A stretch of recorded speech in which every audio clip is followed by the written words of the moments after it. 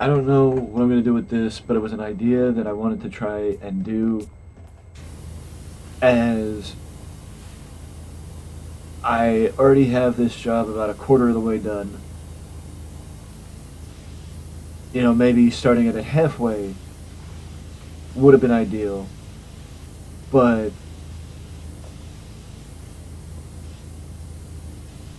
this is one of the bigger maps, subway platform. You know, and I'm going to take a different approach with this. Basically, a couple weeks ago, I did a video called "The Struggles of Being a Streamer," and basically, it was, you know, about the struggles of being a streamer. You know, and if you guys have spent any time around me, you know that I have done the research, I've looked into things, I've, you know, tried to change up how I operate or how I do things or this or that. But it's just been very, you know, the results haven't been very clear if you could, you know, one way or the other. It's just been the same old same. Or we hit a, you know, a hot period and then we fall that, you know, we don't keep the momentum. And it's like, okay, well, what do you do to keep the momentum? I mean, I've been told a lot of things. I've been told, you know, you should play one game, you should do this, you should do that, you know, and, you know, the one thing that I know from previous experience is that a lot of people base what they think works off of what worked for them. And that's what a lot of these, you know, top 10 ways to grow your Twitch channel, top 10 ways to grow your YouTube. That's what a lot of these videos gravitate towards. You know, they gravitate towards top 10 ways to do this, top 10 ways to do that. And it's like, it's what worked for you. It's not, there's no proven way to grow on YouTube. There is no proven way to grow on Twitch. There is no proven way to grow on the platform. The only proven way to do it is to stick with it and find what works for you. You know, and that's part of the struggle of content creation as a whole, because the one thing that Twitch and YouTube both have in common is that one is pre-recorded content and the other is live content, but both are, you know, both are being content creators. Both have to do with being content creators. You know, and it's not even just, you know, YouTube and Twitch, it could be anything. You know, and, you know, the fact of the matter is, it's that you sit there and you wonder, like, why did this person blow up? Why is this person doing that? Why is this person doing this? And yes, it is frustrating, but, you know, you can't, like, I've seen people chalk it up to very superficial things. I've seen people chalk it up to very superficial things, and you can't chalk it up to those superficial things, because that's just taking the cheap way out. You know, I'm not going to get into it. I'm not going to get into it because they don't even deserve the time of day as far as excuses, because that's all they are. You know, it's like everybody says, if streaming was easy, then everybody would do it. And that's the God's honest truth. If streaming was easy, then everybody would do it. Because the fact of the matter is, a lot of people stop doing it because they don't find the sustainability in the platform. Or they lose whatever brought them to the dance. They lose that desire. that innate desire to strive for more. You know, there's more to content creation than eventually making money off of it. You know, there has to be. Because if you're just in this to make money, then should you really be in this? You know, that's just, I mean, yes, that is just my opinion, but excuse me. You know, yes, that is just my opinion, um, but it's the idea that you can't sit here and like compare yourself to people that have already made it. You know, you can take from your friend who is a bit bigger than you and say, you know, my friend's doing this, let me try and do this and see if it works for me too. But you got to put your own twist on it. Because it's not even, oh well, if you don't put your twist on it then you're just copycatting your friend and it's no, that's not it. Because streaming is taking what works for you and making it work for you, or taking what works for others and making it work for you. You know, like I tried to main a game. I tried to just focus on one game, but it's not for me. Because a lot of the games that people just main are games that, you know, I don't enjoy. So it's like I can't sit there and just play Apex, or sit there and just play Warzone, or sit there and just play this game or that game. You know, I can't, because I don't I don't see the enjoyment out of it, of just playing one game when I stream 5, 6 days a week. You know, and I'm not gonna stop streaming as much as I do just because it would help my schedule and help me be more approachable as far as streaming is concerned, because that's just not my style to do that. If anything, it would help with the schedule, you know, limiting the amount of games that I play, because it would just be, you know, it would just be me having a limited number of games to play. You know, and it's like, okay, so, you know, but the amount of times that I've heard, oh, you know, you shouldn't play variety. If people see that you only play a certain game once a week, then they're not going to be around as often. From my experience, people aren't around as often either way. You know what I mean? People aren't around as often either way, and it's not something to be, you know, it's not something to be like, oh, well, why aren't you around, or, you know, this, that, or the other thing. It's like, you just sit there and say, okay, you know, people have lives. That's okay. You know, to get mad at people for having a life is like, you know, that's what I never understood with people. I know they feel bad. I've been there for not being in your stream. But at the same time, to feel bad for not being in somebody's stream because you have a life, because you had something going on, even if it's for an extended period of time, it's like, you know, it's sort of like, um, it's sort of like, what's the word? It's sort of like, I'm sorry, I can't figure out the right word. It's sort of like being mad at somebody for missing a job because they were sick. You know, missing a day of work because they're sick. You know, it's like you're not feeling good. You're not feeling like yourself. You don't want to be around people. That's fine. You know, it's like it. Well, basically, it'd be like a viewer getting mad at a streamer for not streaming. You know, things happen. It's okay. You know, things happen. It's okay. I know because I used to do it all the time. I would beat myself up about the fact that I was actually doing something outside of the ordinary.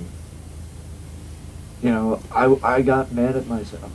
I would get mad at myself if there were nights when I couldn't stream or didn't stream.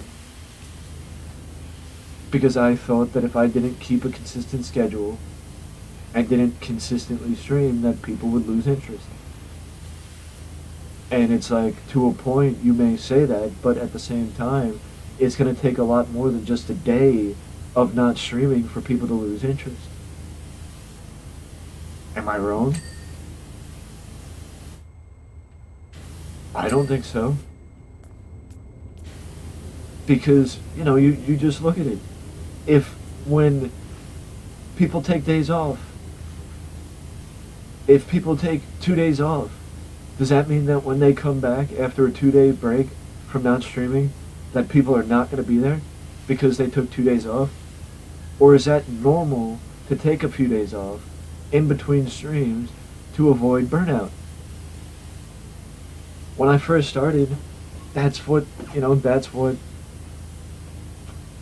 I never took days off. I didn't like taking days off because I didn't like losing a day and not streaming.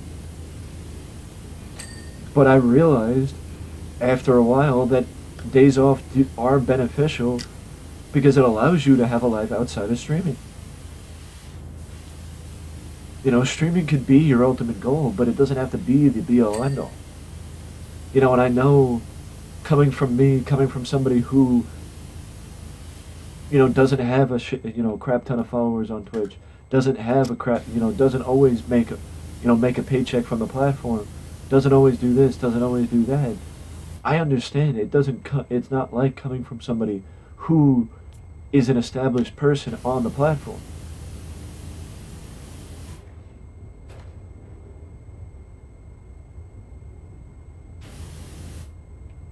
I understand that. I do. But at the same time, to say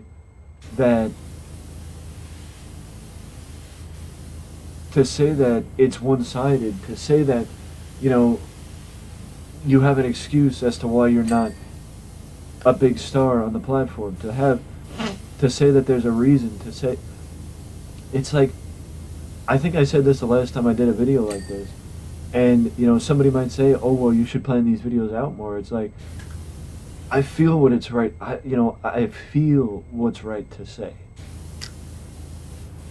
There's a feeling out process. It's not just about,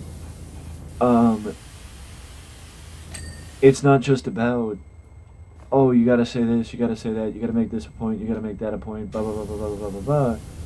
It's, you feel what to say because it makes you know what you're saying is right. And again, coming from me, it might not be the ideal situation because I'm not an established star.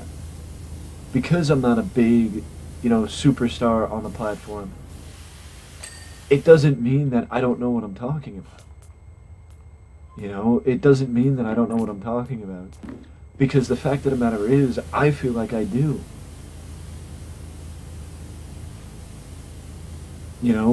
I feel like I do because I know what's worked for me. And that's all I'm talking about. And I'm not saying seeking advice from people is not something that you should do. It is, but it shouldn't be, I've learned this too.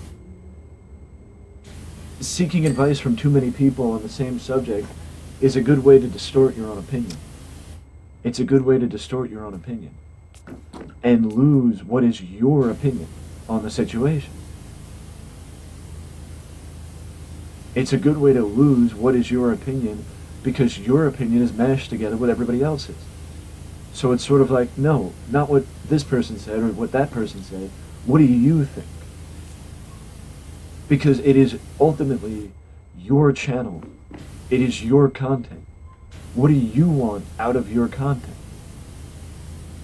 That's what matters. Because ultimately, yes, you want content that will entertain the masses, but at the same time, if it's not content that will entertain you, then why are you making that content?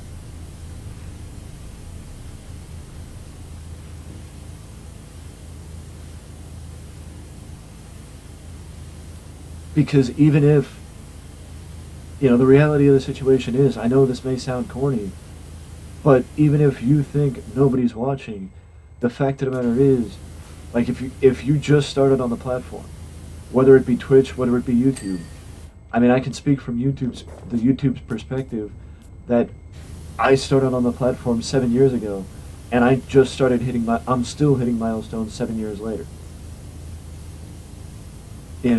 I'm still hitting milestones 7 years later. It is a struggle. But the fact of the matter is, I never sat down and thought about what content I wanted on YouTube. Because I never cared to take YouTube seriously until recently. I never cared to take the time to just, say, what, why not? Why not put up a YouTube video a week? And if I want to put up more, put up more. But to say that I don't think about the content that I post on my channels, I do to a point. But the one thing that I realized recently is that in some cases I don't think about it enough. Because I'm more situated on, well, this content's been working, so why should I change? Because, yes, there is part of it where you can sit there and say, well, I'm happy with my content. But then you have to think about it. Is everybody else happy with my content too? Because if everybody's not happy, there is a bit of a compromise, because it has to be content you want to make, but at the same time it has to be content that somebody would want to watch. And I know it's corny, but the fact of the matter is,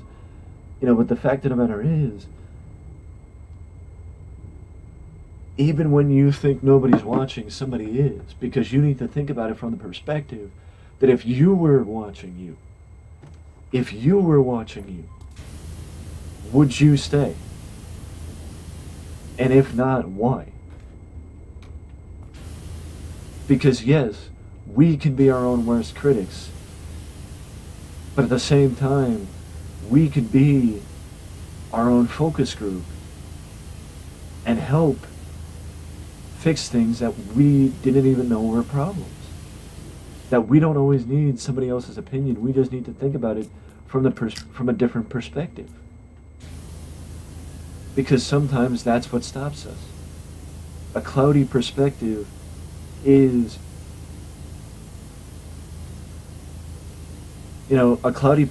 sometimes leads to a biased opinion. Because the worst way to look at things is, I'm not doing anything wrong, it's just for whatever reason, well, my content is fantastic, I'm not doing anything wrong, people are just not watching because of this, or because of that, or because of this. That's not a legitimate reason why people are not watching. People are not watching, it's because you are making excuses to why you don't want to change. You're making excuses as to why you don't want to open yourself up to new content. Or different ideas. So that even if you have that attitude, even if people did offer you advice, you're going to say, no, that's not what the problem is. And then people will say, well, why are you asking for advice if you're not even going to listen to it? I know, I've been there. And I know at this point I'm rambling, so I'm going to wrap it up here. But just know this. It is a struggle. But sticking with it and figuring it out, and achieving something because you stuck with it and figured it out, is the reward for sticking with it and figuring it out. So if this advice helps anyone, it makes it all worthwhile, and I appreciate it. Leave a comment, subscribe to the channel for more content just like this that you can only find right here at Wrestling Express. And before you go, do not forget to ding that notification bell to always know when a new video comes up on the channel, because you don't know what I'll be posting next. Till next time, see you soon.